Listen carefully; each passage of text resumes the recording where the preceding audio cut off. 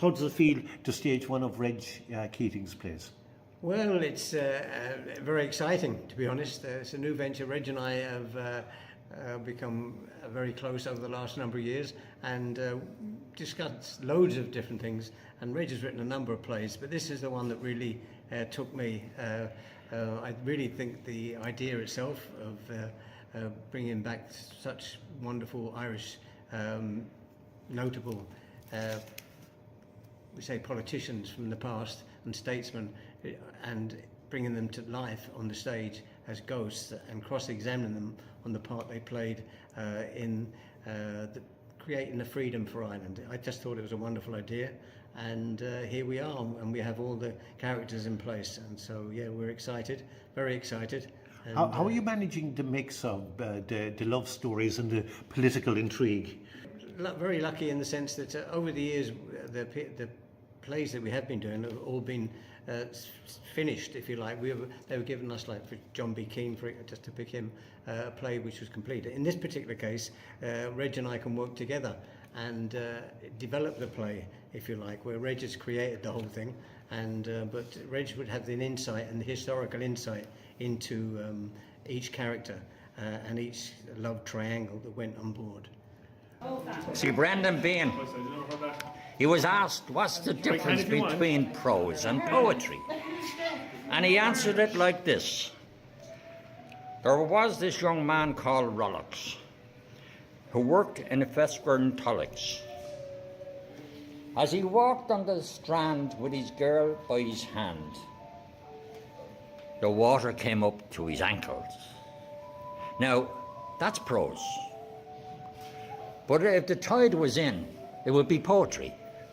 Yeah, talking about the characters, how are you helping to distinguish the different characters for the audience to understand who they are? Well, yeah, I mean, if you go back to the main character, which is Robert Emmet, of course, and his love for Sarah Curran, who's played by my wife Elizabeth, and Reg brings out how the love stories between, well, I suppose there's three main characters there: Robert Emmet, Charles Stewart Parnell, and Michael Collins, and their love relationship, how they affected the course of Irish history in many cases, in particular Emmet and Parnell.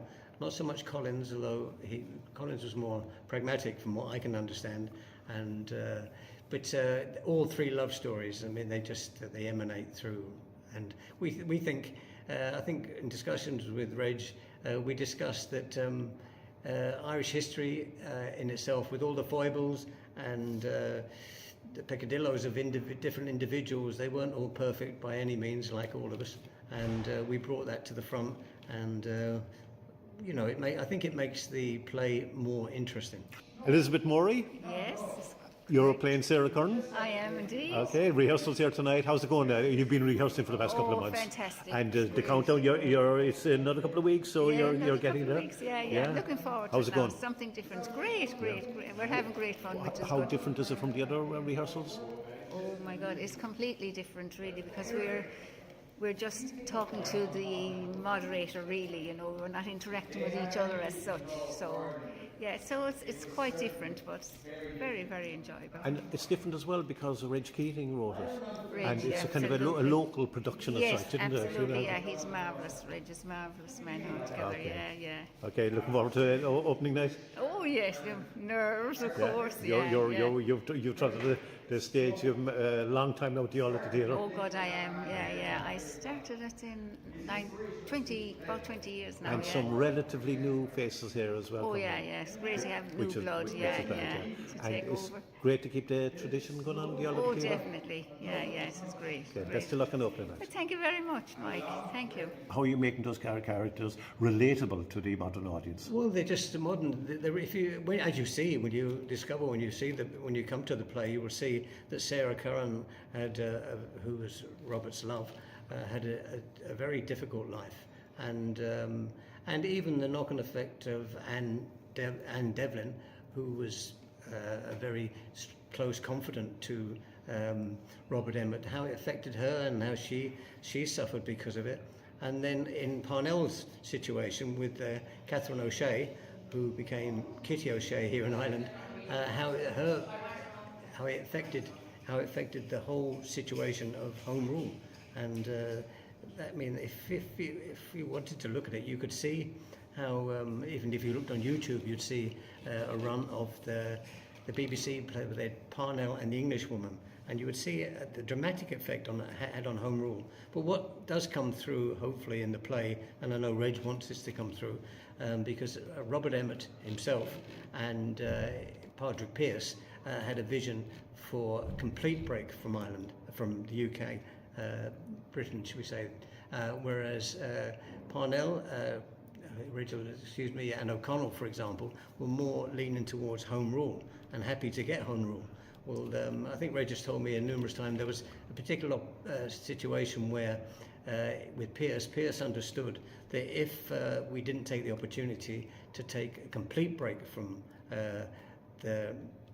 our overlords, if you call them, in England, then that was the opportunity back in 1916, 1922. You're covering over 200 years. How are you? How's that going in your rehearsals? Getting across the 200-year shift is through your costumes or language, or how are you doing it? Yeah, language. Yeah, and well, it's the content of the play is very accurate. I mean, that's one of the first things we had to do, and obviously we have total belief in Reg's historical knowledge, and we wouldn't have put it forward. Even, for example, O'Connell gets a tough time because although he was the great liberator, he did have these peccadillos, and he was, he was very polyamorous, I think was the word that they put around today. So we bring that into the play as well. Lee McCarthy? Yes. Daniel O'Connor. Yeah, Daniel. Who else? Who else could it possibly be? That's it. There's a striking resemblance, I must say. Oh, thank you. Liam, best of luck. Yeah, looking forward to the opening night. Definitely. Yeah, you've been rehearsing for throughout the winter. Yeah. So it's getting a little bit closer. It's getting very close now. Okay, so go on. It'll be all good in the night. Okay, tell the folks about the rehearsals, how they've been going. They've been going very well. Okay, any very hiccups? enjoyable.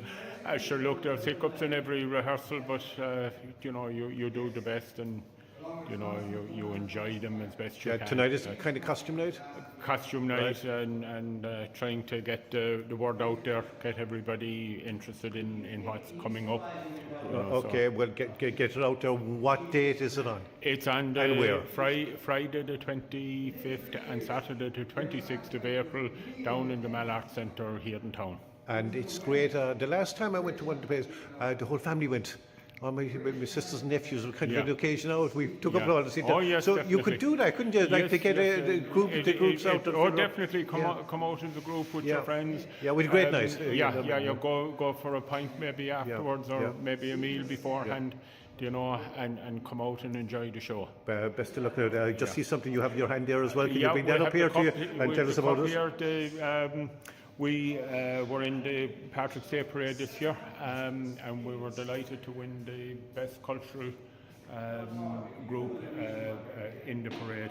Oh. So that's lovely to get that, Best Cultural Group in the Youghal St Patrick's Day 2025. Okay, you were delighted with that, and well deserved. Thank you. There's a big twist at the end as well. There is a twist at the end. And I mean, I think the line that's used in the play is notaries and people of renown, and where Brendan Behan was such a big figure in Ireland back in his day, as was Ian Paisley. And how did you manage that? Get Behan and went through Reg, of course. Is that kind of lightening the team for the night rather than heavier workload earlier on? Yes, it is. I mean, it's fairly.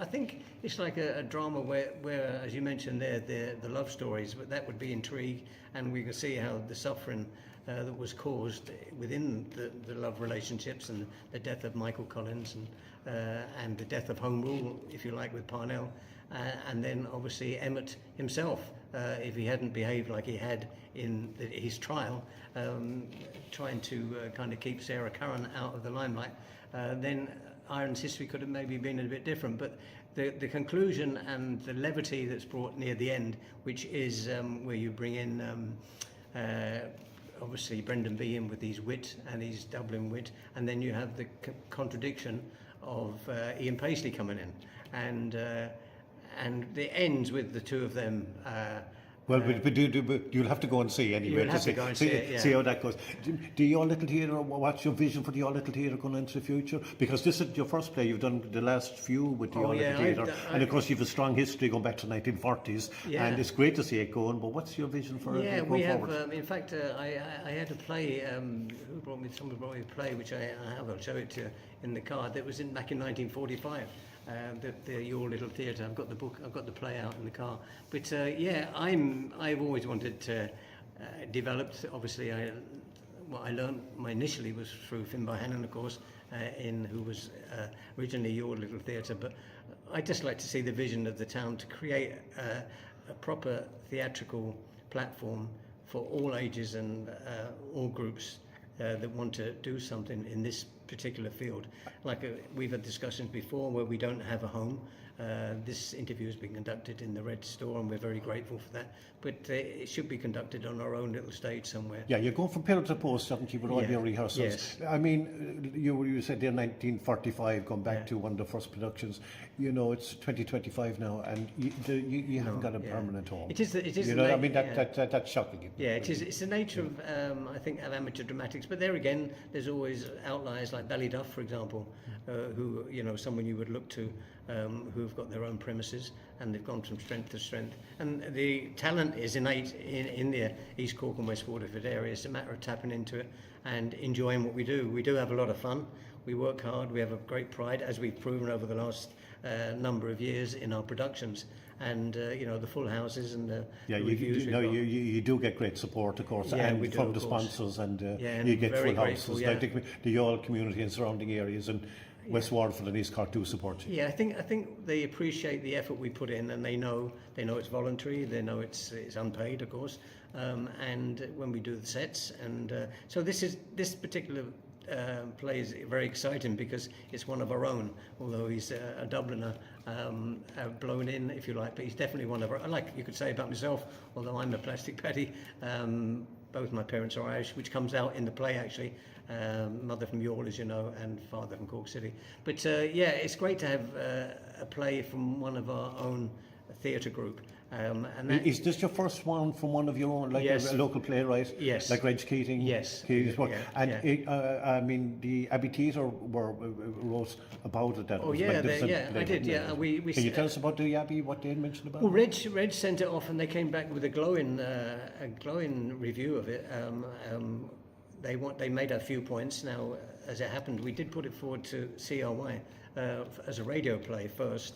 I don't know if they felt it was suitable for the radio, but anyway, we're ploughing ahead on the drama on the stage. Well, it's suitable for stage down the Mallard Centre. And can you tell us when it's on and the date as well? I can, Mike. It's on the 25th and 26th of April, which is so tomorrow's the 1st of April, so it's not a joke, I'm telling you, but 25th and 26th of April, which is a few weeks away.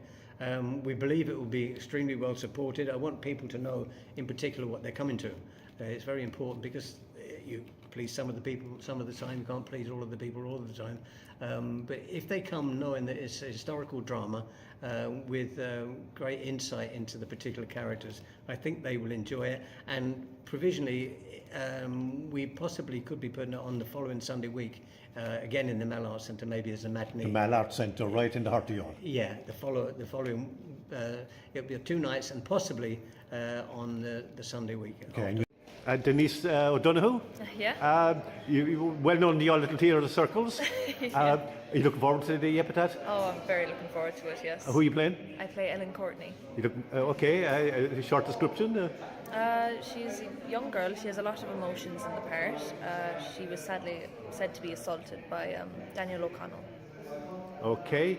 And your previous work, you were with the previous plays you were in? I was in The Year of the Hiker as Mary Lacey and Lend Me a Tenner as Frankie the Bellhop. Who are you playing in this one, in the Epitaph? I'm playing Kitty O'Shea. Okay, looking forward to it? Nervous, excited. How are the rehearsals going? So far so good, yeah. How do the rehearsals compare to the other rehearsals? This one's a bit more tense. There's a lot more factual information in this one. And you're spanning like 200 years? Definitely. Yeah. Try and share the knowledge. Okay, how are you going to kind of capture the 200 years, like in costume, dress? It's costume, the language that we're speaking, the tone of phrases. Yeah. Okay, so the language is going to change? Just slightly, just a few phrases, just Old English. Yeah. She was a fluent Irish speaker. She encouraged us to take an interest in all aspects of Irish culture. But of course, the Christian Brothers in West End Row strongly reinforced it. And your father, did he have knowledge of Irish? No. He was from Birmingham in England. My mother was his second wife. When his first wife died, he came to Ireland and set up a monumental sculpture business on Great Brunswick Street. We lived over the business premises. In 1900, you were awarded a BA in Modern Languages. And in 1901, you became a barrister at law. You argued very few cases, but the one which drew most attention was referred to as the name on the dray. What was that about? Michael Punter, you're doing Parnell? I am indeed. Dressed in suitable attire? Yes, Yeah, absolutely. just spitting image me, I say. No, I need to be waxed and everything. I need to have a chance to actually get used to the beard. People who know you as a great singer, you had a CD out many years ago. I think a Christmas songs hits. It was, yeah, also that, yeah. Okay. Very kind of you to say. All right, well done, yeah. No, we can't forget that. How do you feel about playing in Parnell in the Epitaph? Very good, very good. It's a great part. It's wonderful to be part of this little theatre group, and it's my return to the stage, Michael. And have you been with the Youghal Little Theatre before? I haven't. This is my first time. I know Jim via my sister, and I know that she helped with the play last year with some Italian translations or something like that. And it just came through word of mouth that I was interested in. Here I am, delighted to be here. You mentioned CRY there, the community radio Youghal and your community, your involvement with your theatre.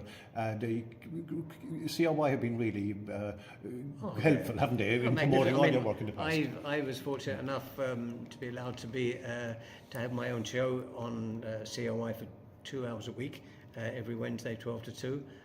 It's just a wonderful, wonderful facility.